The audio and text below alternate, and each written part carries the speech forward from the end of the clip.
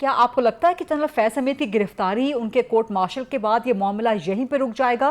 اور court of inquiry میں definitely چیزیں ثابت ہوئی ہیں فوج کے اندر اور بڑے ٹھوس شواہد بڑے ٹھوس ثبوت ہوں گے، اور اگر یہ معاملہ 9 مئی یا فوج کے اندر میوٹنی کے ساتھ کنیکٹڈ ہے تو آپ کیا سمجھتے ہیں کہ اس میں سویلینز بھی ملوث پائے جا سکتے ہیں یا دیگر آرمی کے ریٹائرڈ یا حاضر سروس افسران بھی ملوث پائے جا سکتے ہیں؟ اور اگر ایسا معاملہ ہوا تو کیا یہ ساری صورتحال یہیں پہ جا کے رکے گی یا اس سے آگے بھی بڑھے گی اور فوج کے باہر سے اندرون یا بیرون دیگر لوگ بھی اس کی لپیٹ میں آ سکتے ہیں؟ اور کیا آپ سمجھتے ہیں کہ اسی معاملے پہ ملٹری ٹرائلز کے حوالے سے بھی بحث دوبارہ شروع ہو سکتی ہے ملٹری کورٹس کے حوالے سے؟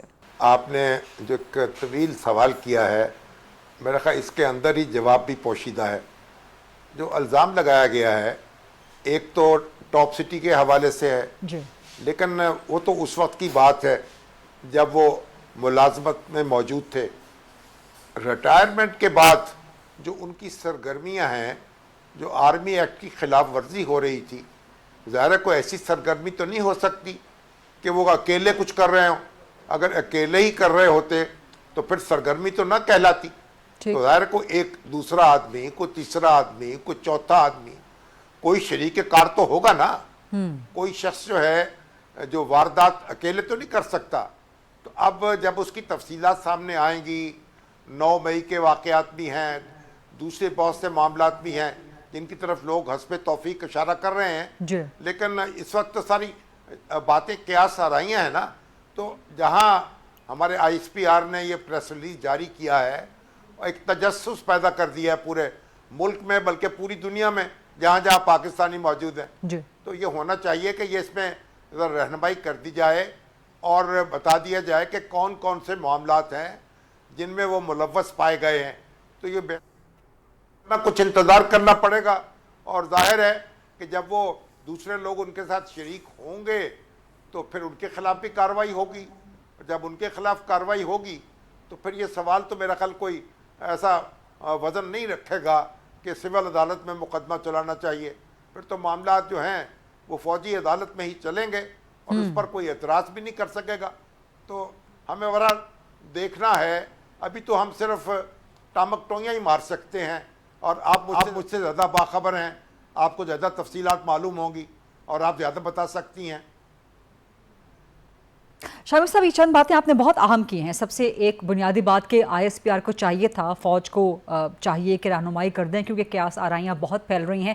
ایک دفعہ وضاحت کے ساتھ یہ پریس ریلیز میں شامل ہو جاتا ہے کہ پوسٹ ریٹائرمنٹ کون کون سی دیگر سرگرمیاں ہیں تو وہ ذرا واضح ہو جاتا۔ دوسری چیز آپ نے کہا کہ جی پھر کوئی سوال نہیں اٹھا سکے گا ملٹری کورٹس پہ، لیکن سوال یہاں پر یہ پیدا ہوتا ہے کہ سپریم کورٹ نے سٹے دے رکھا ہے ملٹری کورٹس میں ٹرائل کے حوالے سے، کنڈیشنل اس کو کر رکھا ہے۔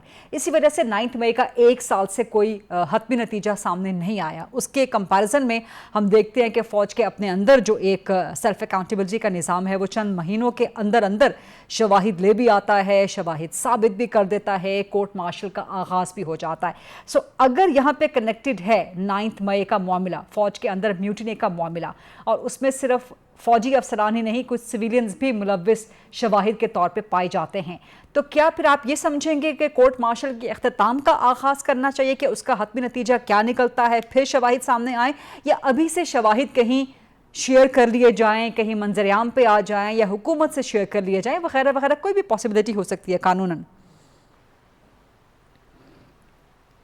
دیکھیں، جو 9 مئی کا معاملہ ہے وہ تو کیونکہ اس میں سویلینز جو تھے وہ ملوث تھے، جو جن فوجی حضرات پر کوئی شک و شبہ تھا ان پر تو فوج نے کارروائی کر دی ہے، اور ان کے خلاف جو معاملات ہیں وہ نپٹائے جا چکے ہیں میرا خیال بڑی حد تک، اور بڑے بڑے افسر بھی اس کی لپیٹ میں آئے ہیں۔ لیکن یہ سویلینز جو ہیں ان کے معاملے میں ایک ڈیبیٹ ہمارے یہاں شروع ہو گئی۔ میرا تو خیال ہے اس میں بھی ڈیبیٹ ہونی نہیں چاہیے تھی۔ اگر کوئی سویلین جو ہے وہ فوجی تنصیبات پر حملہ آور ہوتا ہے تو اسے کوئی استحقاق حاصل نہیں ہے کہ وہ سویلین ہونے کا دعویٰ کرے اور کہے کہ میرا مقدمہ جو ہے سول کورٹ میں چلایا جائے۔ یہ سول کورٹ میں چلایا جائے تب بھی چلایا تو جائے نا۔ تو سپریم کورٹ نے جو سٹے دیا ہے اس میں تو سارا معاملہ لٹکا ہوا ہے۔ میرا خیال وہ سٹے جلد از جلد خالی ہونا چاہیے، اور سپریم کورٹ کو اپنا جو حکم ہے اس پہ نظر ثانی کرنی چاہیے یا اس کو آگے بڑھانا چاہیے۔ کوئی تو کوئی تو بنے نا صورت کا، یعنی کوئی صورت تو بنے، ویرانہ ہے دل کی، کعبہ نہیں بنتا ہے تو بت خانہ بنا دے، کوئی معاملہ طے تو ہو نا. اگر آپ فوجی عدالت میں نہیں ہونا تو سول عدالت میں طے کر لیجئے.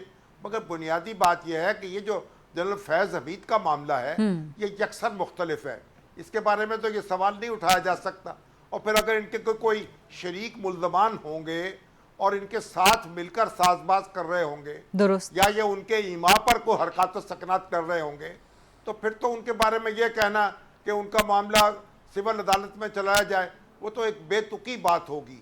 مگر میرا خیال ہے کہ اب یہ ساری چیزوں کو اخفاء میں رکھنے کی بجائے اور کورٹ مارشل کی کوئی کارروائی خفیہ رکھنے کی بجائے اور لوگوں کو انتظار کا کہہ کے معلق رکھنے کی بجائے اعتماد میں لینا چاہیے اور بتا دینا چاہیے کہ کن کن الزامات میں ان کے خلاف انکوائری ہوئی ہے اور ثبوت آئے ہیں، شواہد آئے ہیں اور ان پر مقدمہ چلایا جائے گا اور کون کون ان کے شریک ملزمان ہیں.